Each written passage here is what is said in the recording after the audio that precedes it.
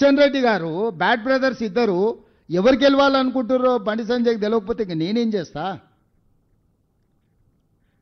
కాబట్టి ఇవన్నీ లోతుగా బండి సంజయ్ గారికి కూడా అవగాహన ఉండొచ్చు. ఎందుకంటే కార్యకర్త నుంచి కేంద్ర మంత్రి వరకు వచ్చిందంటే సంజయ్ గారికి తెలియని రాజకీయం ఉంటుంది, దట్టు బీజేపీలో అని నేను అనుకోను. నేను ఈరోజు చెప్తున్నా, రేపటి ఎన్నికల్లో బీఆర్ఎస్ ఓడిపోతుంది, బీజేపీ డిపాజిట్ పోతుంది. బీజేపీ డిపాజిట్ అయినప్పుడు బీజేపీతో హిందువులు లేరు అని రెఫరెండం కింద బండి సంజయ్ గారు భావిస్తే దాని మీద మాట్లాడమన్నారు బండి సంజయ్ గారిని. సో బీజేపీలో బండి సంజయ్, ధర్మపురి అరవింద్, ఈటెల్ రాజేందర్ లాంటి వాళ్ళందరూ ఒక రకంగా ఉంటే కిషన్ రెడ్డి, కేటీఆర్ వీళ్ళంతా ఇంకొక రకంగా ఉన్నారు. సీఎం గారు, బీఆర్ఎస్ జూబ్లీహిల్స్ ప్రగతి నివేదిక అని చెప్పేసి ఒక రిపోర్ట్ విడుదల చేసింది. అందులో మెట్రోకు సంబంధించి కూడా ఒక్క నిమిషం,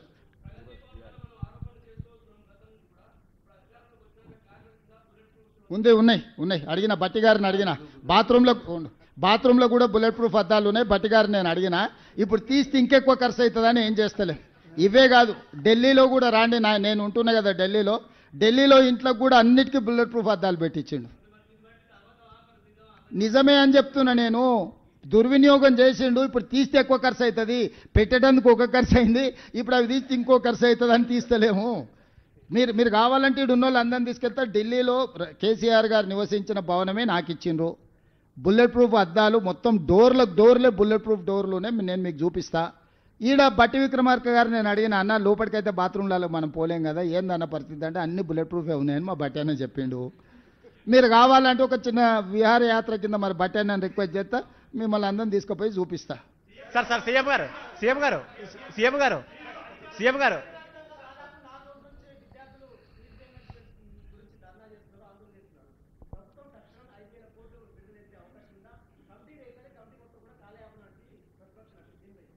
నేనేమన్నాను, వాళ్ళు వడ్డించిందే ఈ అప్పు, ఇది మేం చేసింది కాదు. 2014 నుంచి ఇప్పటి వరకు చదువుకున్న విద్యార్థులు ఎవరు, ఫీజు రియంబర్స్మెంట్ పొందిన సంస్థలు ఎవరు, ఈరోజు ఎవరెవరికి బకాయి ఉంది, ఒక ఏదన్నా సిట్ ఏర్పాటు చేసి విచారణ చేద్దాం.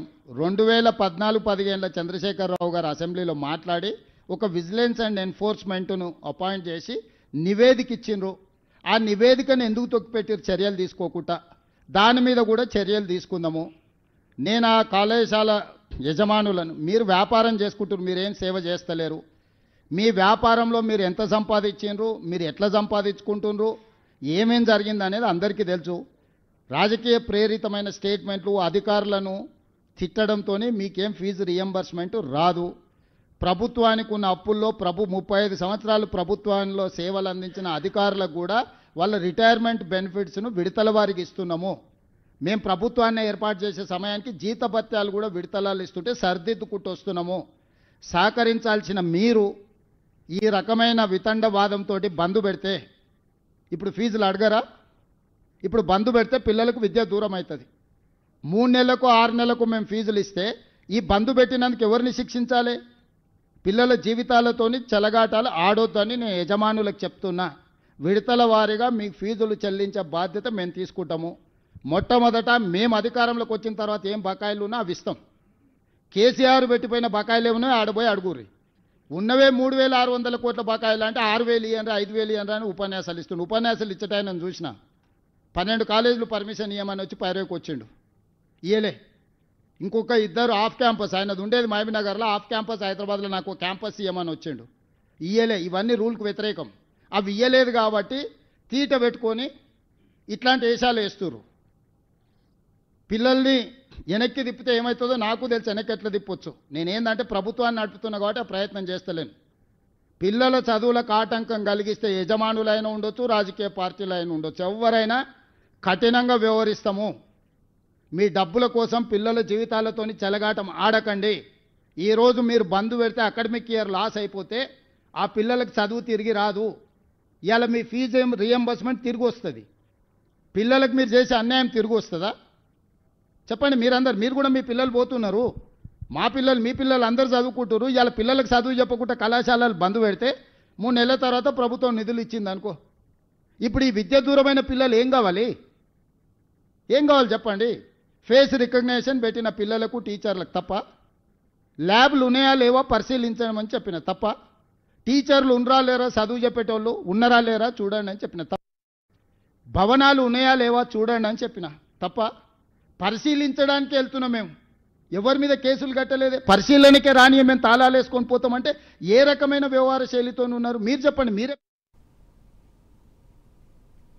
ఆచార్య ఎన్జీ రంగా 125వ జయంతి ఉత్సవాల్లో సీఎం చంద్రబాబు మాట్లాడుతున్నారు. ఇప్పుడు ఆ లైవ్ చూద్దాం.